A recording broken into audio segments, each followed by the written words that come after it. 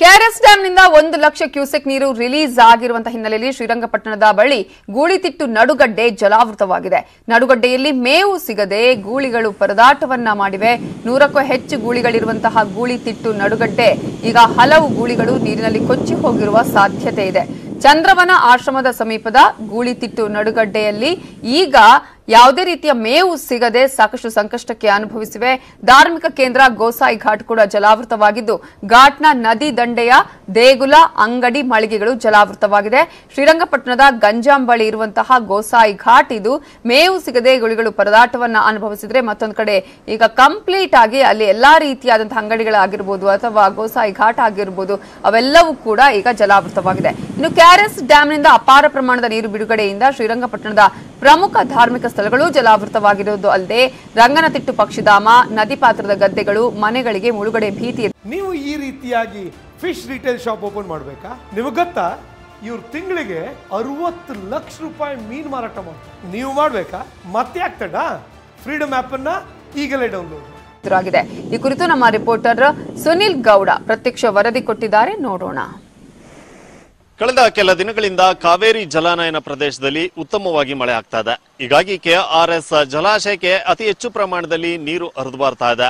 ಹೀಗಾಗಿ ಕೆಆರ್ಎಸ್ ಡ್ಯಾಂನ ಹಿತದೃಷ್ಟಿಯಿಂದ ಹೆಚ್ಚಿನ ಪ್ರಮಾಣದಲ್ಲಿ ಕಾವೇರಿ ನದಿಗೆ ನೀರನ್ನ ಹರಿಬಿಡಲಾಗ್ತಾ ಇದೆ. ಅಂದ್ರೆ ಸುಮಾರು 1 ಲಕ್ಷ ಕ್ಯೂಸೆಕ್ ಹೆಚ್ಚು ನೀರನ್ನ ಕಾವೇರಿ ನದಿಗೆ ಹರಿಬಿಡಲಾಗಿದೆ. ಹೀಗಾಗಿ ಶ್ರೀರಂಗಪಟ್ಟಣದ ಒಂದಷ್ಟು ಧಾರ್ಮಿಕ ಸ್ಥಳಗಳು ಮತ್ತು ಒಂದಷ್ಟು ಗ್ರಾಮಗಳ ಗದ್ದೆಗಳು ಜಲಾವೃತ ಆಗುವಂತಹ ಸಾಧ್ಯತೆ ಇರತಕ್ಕಂಥದ್ದು. ನಾನೀಗ ಶ್ರೀರಂಗಪಟ್ಟಣದ ಗಂಜಾಂನ ಒಂದು ಸೇತುವೆ ಮೇಲೆ ಇರತಕ್ಕಂಥದ್ದು ನೀವು ದೃಶ್ಯದಲ್ಲಿ ನೋಡ್ತಾ ಇರಬಹುದು.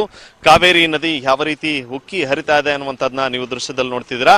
ಏನು ಕಾವೇರಿ ಜಲಾನಯನ ಪ್ರದೇಶದಲ್ಲಿ ಕಳೆದ ಕೆಲ ದಿನಗಳಿಂದ ಸಾಕಷ್ಟು ಮಳೆ ಆಗ್ತಾ ಇದೆ. ಹೀಗಾಗಿ ಏನು ಕೆಆರ್ಎಸ್ ಜಲಾಶಯಕ್ಕೆ ಸಹಜವಾಗಿ ಅತಿ ಹೆಚ್ಚು ಪ್ರಮಾಣದಲ್ಲಿ ನೀರು ಬರ್ತಾ ಇದೆ. ಹೀಗಾಗಿ ಡ್ಯಾಂನ ಹಿತದೃಷ್ಟಿಯಿಂದ ಕಾವೇರಿ ನದಿಗೆ ನೀರನ್ನು ಕೂಡ ಹರಿಸಲಾಗ್ತಾ ಇರ್ತಕ್ಕಂಥದ್ದು. ಅಂದ್ರೆ ಕಳೆದ 2-3 ವರ್ಷಗಳ ನೋಡದೆ ಆದ್ರೆ ಈ ಬಾರಿ ಅತಿ ಹೆಚ್ಚು ಒಂದು ಕಾವೇರಿ ನದಿಗೆ ನೀರನ್ನ ಹರಿಬಿಡಲಾಗ್ತಾ ಇರ್ತಕ್ಕಂಥದ್ದು. ಇವತ್ತು ಸುಮಾರು 1 ಲಕ್ಷ ಕ್ಯೂಸೆಕ್ ನೀರನ್ನ ಕಾವೇರಿ ನದಿಗೆ ಹರಿಬಿಡಲಾಗಿದೆ. ಹೀಗಾಗಿ ಸಹಜವಾಗಿ ಶ್ರೀರಂಗಪಟ್ಟಣದ ನದಿ ಅಂಚಿನ ಭಾಗಗಳು ಅಂದ್ರೆ ಒಂದಷ್ಟು ದೇವಾಲಯಗಳಾಗ್ಬೋದು, ಒಂದಷ್ಟು ಗ್ರಾಮಗಳಾಗ್ಬೋದು, ಇವೆಲ್ಲವೂ ಕೂಡ ಮುಳುಗಡೆ ಭೀತಿಯನ್ನ ಕಾಣ್ತಾ ಇರ್ತಕ್ಕಂಥದ್ದು. ನಾನೀಗ ನಿಮ್ಗೆ ಏನು ನಿಮಿಷಾಂಬ ದೇವಸ್ಥಾನದ ಆಸ್ಪಾಸ್ನಲ್ಲಿ ಇರ್ತಕ್ಕಂಥ ಒಂದಷ್ಟು ಜಾಗವನ್ನ ನಾನು ತೋರಿಸ್ತಾ ಹೋಗ್ತೀನಿ.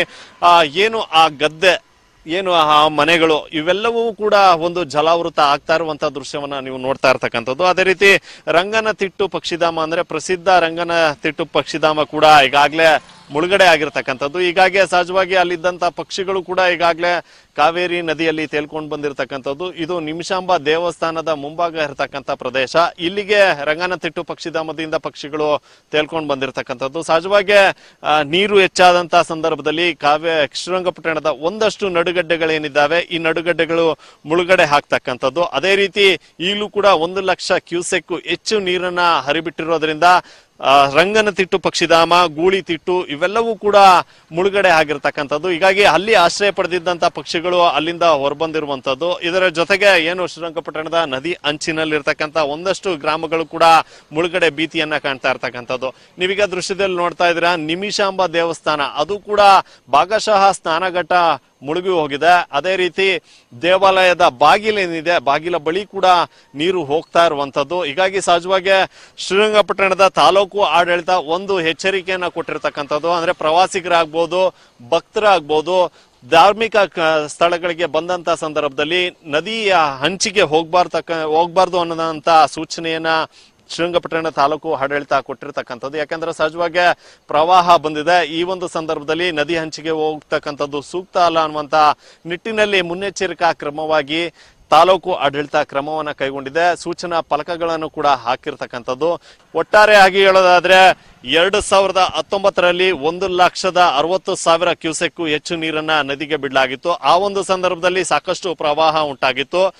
ಅದಾದ ಬಳಿಕ ಇವತ್ತು ಅಂದ್ರೆ ಈ ವರ್ಷದಲ್ಲಿ ಇವತ್ತು 1 ಲಕ್ಷ ಕ್ಯೂಸೆಕ್ ನೀರನ್ನ ಕಾವೇರಿ ನದಿಗೆ ಹರಿಬಿಡಲಾಗಿದೆ. ಹೀಗಾಗಿ ಸಹಜವಾಗಿ ಶ್ರೀರಂಗಪಟ್ಟಣದ ಒಂದಷ್ಟು ಧಾರ್ಮಿಕ ಸ್ಥಳಗಳು ಮುಳುಗಡೆ ಆಗುವಂತ ಸಾಧ್ಯತೆ ಇರುವಂತದ್ದು. ಈ ನಿಟ್ಟಿನಲ್ಲಿ ತಾಲೂಕು ಆಡಳಿತ ಕೂಡ ಮುಂಜಾಗ್ರತಾ ಕ್ರಮಗಳನ್ನ ತೆಗೆದುಕೊಂಡಿದೆ. ಕ್ಯಾಮರಾ ಪರ್ಸನ್ ಮುದ್ದೇಗೌಡ ಜೊತೆ ಸುನಿಲ್ ಗೌಡ, ನ್ಯೂಸ್ 18 ಕನ್ನಡ, ಮಂಡ್ಯ.